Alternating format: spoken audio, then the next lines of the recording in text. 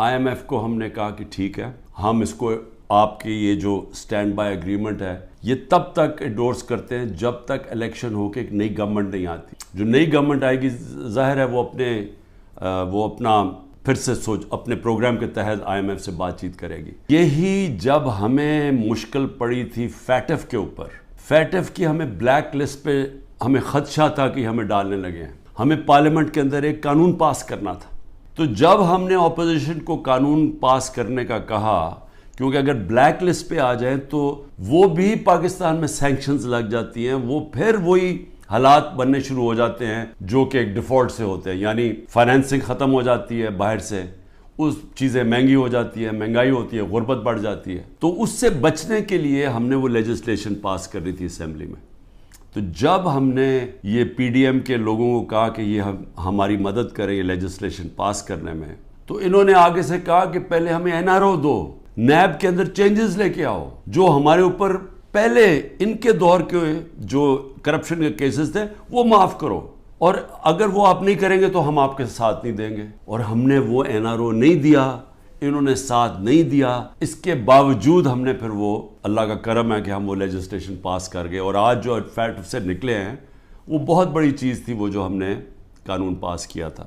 میرے اوپر 180 کیسز بن چکے ہیں. ساری سینئر لیڈرشپ کی یاد اندر ہے کیسز ہیں، اور جو باہر نکلتی ہیں تو ان کو کہتے ہیں کہ جی پہلے کا پارٹی چھوڑو گے نہیں تو ہم آپ کو اندر رکھیں گے. جو ہمارے لیڈرشپ جیل میں ہیں ان کے اوپر انتہا قسم کا پریشر ڈالا جا رہا ہے. جو بھی گلگت بلتستان کے اندر جو ڈرامہ کیا گیا ہے، آپ یہ سوچیں کہ جو ممبرز کے اوپر انہوں نے پریشر ڈالا، ہمارے پاس تو نمبر پورے تھے، پہلے پارلیمنٹ کے اندر گھسنے نہیں دیا، اب اس کے بعد ایک ایک ممبر کے اوپر پریشر ڈالا ہے، وہی کرنے جا رہے ہیں جو کہ انہوں نے آزاد کشمیر میں کیا تھا. تو ایک طرف تو یہ ہو رہا ہے، اور اس کے باوجود ہم، کیونکہ ہمارے ملک کو نقصان نہ ہو، ہم نے یہ فیصلہ کیا ہے کہ ہم اس سٹینڈ بائی اگریمنٹ کو بیکنگ دیتے ہیں تب تک جب تک الیکشن نہیں ہوتی.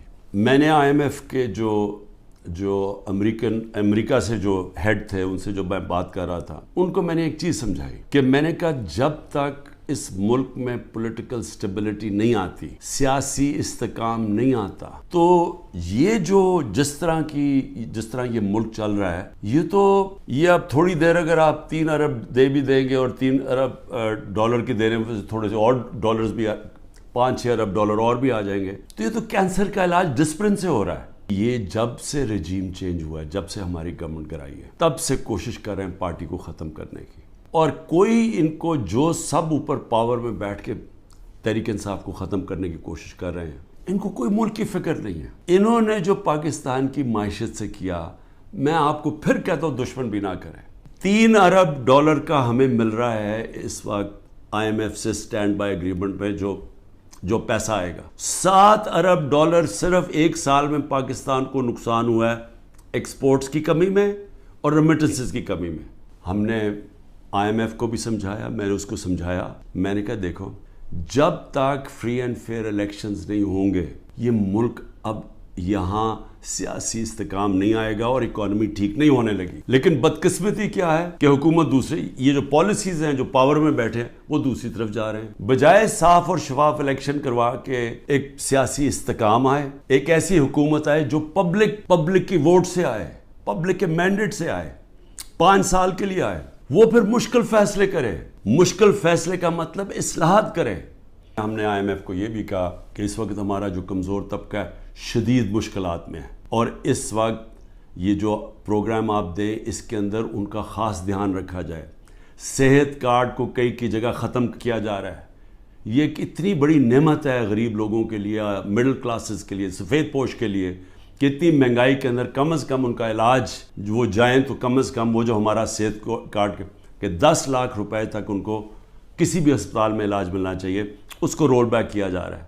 اور دوسری چیز ٹارگٹ سبسڈی جو ہم لانے لگے تھے، کہ بجائے آپ سبسڈائز ایسے کریں کہ پٹرول وہ عمران خان بھی اتنی قیمت کا خریدے اور ایک بیچارہ غریب آدمی بھی اتنے خریدے یا رکشہ والا بھی، ایسا نہیں ہونا چاہیے. ٹارگٹ سبسڈی ہونی چاہیے. یاد رکھیں کہ اگر یہ پولیٹیکل انجینئرنگ کے تحت اسی طرح ایک فراڈلنٹ الیکشن سے، جس طرح کی یہ سندھ میں ابھی الیکشن کرواتے ہیں، اگر اس طرح کے الیکشن سے یہی لوگوں کو واپس لے کے آنا ہے اور ملک کی سب سے بڑی جماعت کو کونے پہ لگانا ہے، ختم کرنے کی جو کوشش کی جا رہی ہے، اس سے سب سے بڑا نقصان پاکستان کی عوام کو ہے.